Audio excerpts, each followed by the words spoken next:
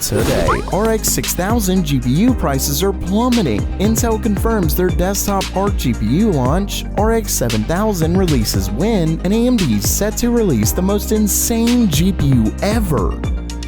Welcome everyone to Gamer Melt. First up for today, AMD recently posted a blog post that gives you reasons why buying an RX 6000 GPU right now makes sense. I'd say it's similar to Nvidia's Restocked and Reloaded campaign, but without the cringy title. Either way, it does look like AMD's newest GPUs are going down in price by quite a bit, and I'll actually have some suggestions down below with affiliate links if you're interested. They don't cost you anything more, and it helps the channel out. Either way, as you can see, things are getting really close to MSRP, if not right at it, given third-party cards have always gone over it depending on the model. One thing to think about are the recent rumors claiming that AMD is set to release a new series of 6050 GPUs. Of course, those may end up having inflated prices given they'd be newer, but all in all, things are definitely looking much better across the board. Finally. Okay, I actually think and it's gone. Again. I mean, I was barely late this time. This is seriously... If you're like this guy, and you keep missing out on a sweet new GPU because you're just a couple minutes late, or you forgot about that awesome PC hardware sale before it was over. Well, don't miss anything ever again by joining the GamerMail notification squad, where I'll send you a notification when major PC hardware gets released, as well as some great deals. And the best part is that it's free. Plus, while I do send it via email, don't worry, you won't ever get a bunch of spam or anything like that. I'm mostly focusing on major hardware releases and deals like CPUs, GPUs, new chipsets, etc. Because let's be honest, it's tough to keep up with even important releases with all the noise out there, so let me do it for you. Simply visit the link in the description and sign up for the GamerMail notification squad. It's free, so you've got nothing to lose.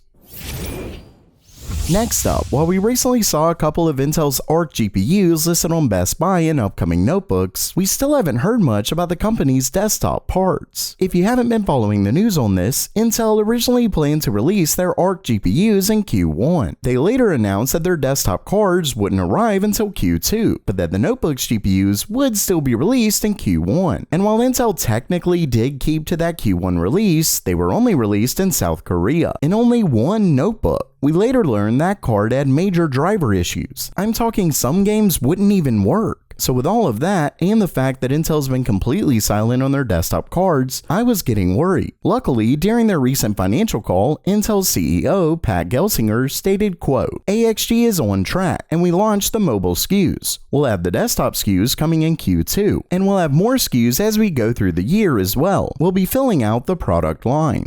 Basically, they are still planning to release their desktop parts in Q2, so we should expect something fairly soon. Let's just hope they were worth the wait.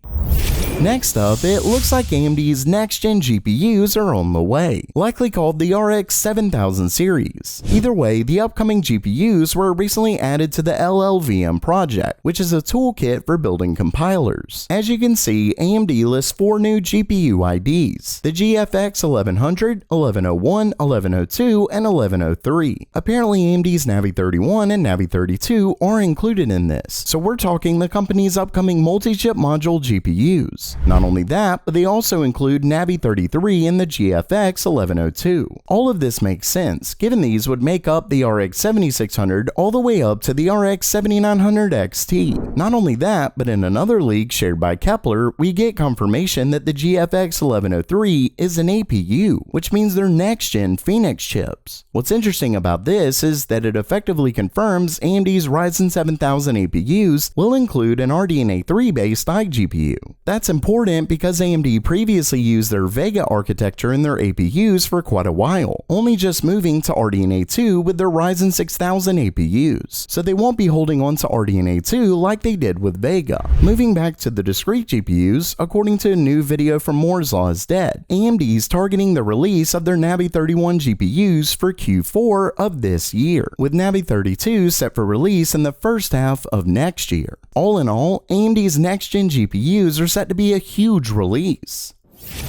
And lastly for today, AMD is about to leave Nvidia and likely Intel in the dust. For those who've been following the channel, you know that there were multiple leaks about AMD releasing their MI200 that claimed it would be a multi-chip module GPU. Sure enough, that ended up being the case. Of course, Intel has their Ponte Vecchio, which is also an MCM part. Well, according to a new leak from Moore's Law is Dead, AMD is about to change the game with their next-gen MI300. For starters, he shared a few renders, which he claims are based on chips he's personally seen. Either way, as you can see, the MI300 will come in multiple flavors, similar to their MI200. But that's not the interesting part. According to this, AMD's upcoming MI300, which is based on AMD's CDNA 3 architecture, uses 3D die stacking tech, meaning they literally have full dies stacked on top of each other, which is a huge leap from their 3D stacked V-cache in the 5800X 3D. According to the leak, the bottom layer of the biggest chip has a gigantic interposer that's a whopping 2,750mm squared. I mean, that's huge. On top of the interposer, they stack 6nm tiles that contain the I/O, IP blocks, etc. Then on top of each I/O die, you have two 5nm compute dies, with the biggest chip getting a total of 8.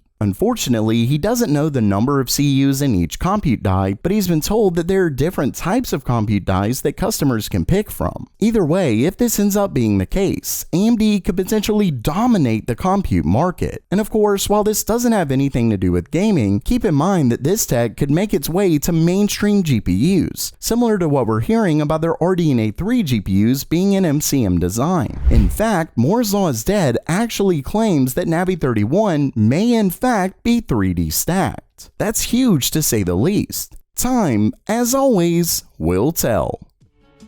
So while that does it for today, are you pumped for AMD's next-gen GPUs? Let me know which one you'd buy down in the comments below. And don't forget to sign up for the GamerMail notification squad. And as always, have a great day!